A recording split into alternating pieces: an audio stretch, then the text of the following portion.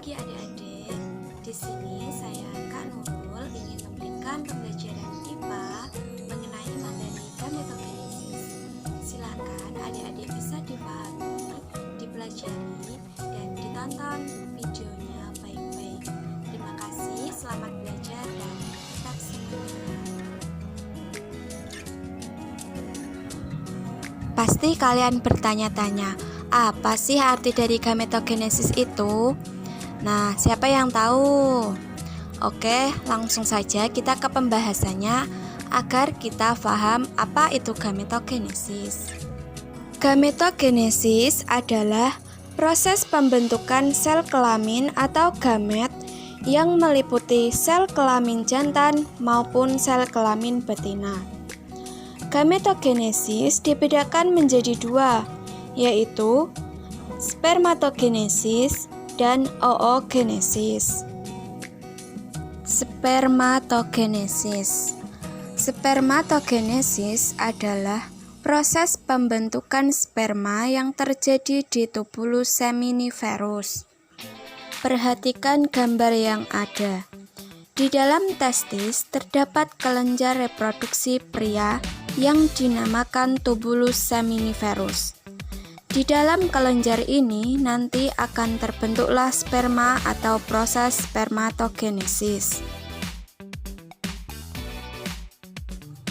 Berikut ini adalah tahap spermatogenesis. Coba adik-adik perhatikan pada gambar tersebut.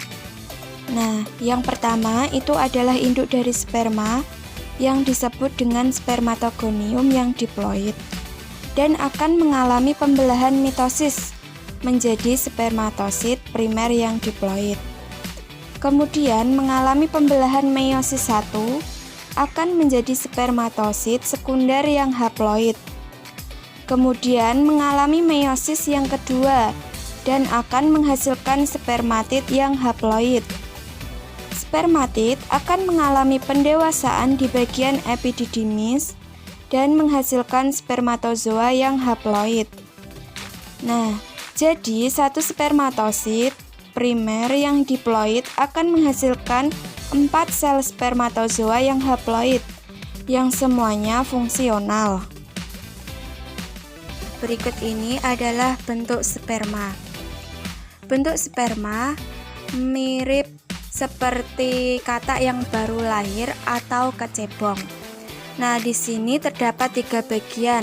Yang pertama adalah bagian kepala yang membawa sifat genetik, kemudian bagian tengah, dan bagian ekor yang berfungsi sebagai alat gerak. Hormon yang berperan pada proses spermatogenesis. Di sini terdapat 3 hormon. Yang pertama ada luteinizing hormone atau disingkat dengan kata LH. Yang kedua ada follicle stimulating hormone disingkat dengan FSH. Dan yang ketiga ada hormon testosteron. Yang pertama ada hormon LH atau luteinizing hormone, merupakan hormon yang berfungsi merangsang sel Leydig untuk memperoleh hormon testosteron. Pada masa pubertas, maka testosteron memicu tumbuhnya sifat kelamin. 2. Follicle stimulating hormone atau disingkat dengan FSH.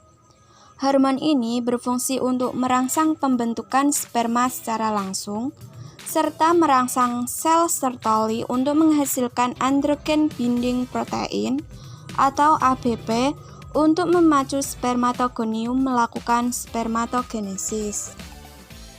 Dan yang ketiga ada hormon testosteron.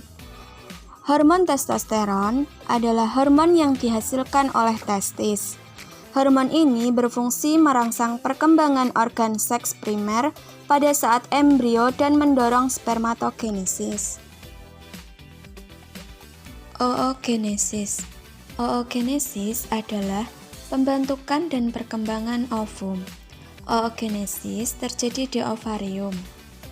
Kromosom pada wanita mempunyai tipe 44AXX yang diploid dan akan menghasilkan ovum 22AX yang haploid. Selanjutnya yaitu tahapan oogenesis. Coba kalian perhatikan pada gambar ya. Bentuk dari ovum dengan nama lain oogenium yang bersifat diploid akan mengalami mitosis menjadi oosit primer yang diploid. Kemudian pada saat menarche atau pada saat menstruasi untuk pertama kalinya akan mengalami meiosis pertama dan menghasilkan oosit sekunder yang haploid dan polosit primer atau badan polar primer yang haploid. Kemudian mengalami meiosis yang kedua menjadi ootit yang haploid dan badan polar atau polosit yang kedua yaitu haploid. Dan ketiganya akan mengalami terdegradasi atau hancur. Selanjutnya, ootit akan berubah menjadi ovum yang haploid. Jadi, satu oosit primer yang diploid akan menghasilkan satu ovum yang haploid dan 3 polosit yang terdegradasi atau hancur. Hormon yang berperan pada oogenesis. Yang pertama ada follicle stimulating hormone atau FSH. Yang kedua, luteinizing hormone atau LH. Yang ketiga, hormon estrogen. Dan yang keempat, hormon progesteron. Berikut adalah penjelasan masing-masing hormon. Yang pertama, follicle stimulating hormone atau FSH. Hormon ini sering disingkat dengan FSH.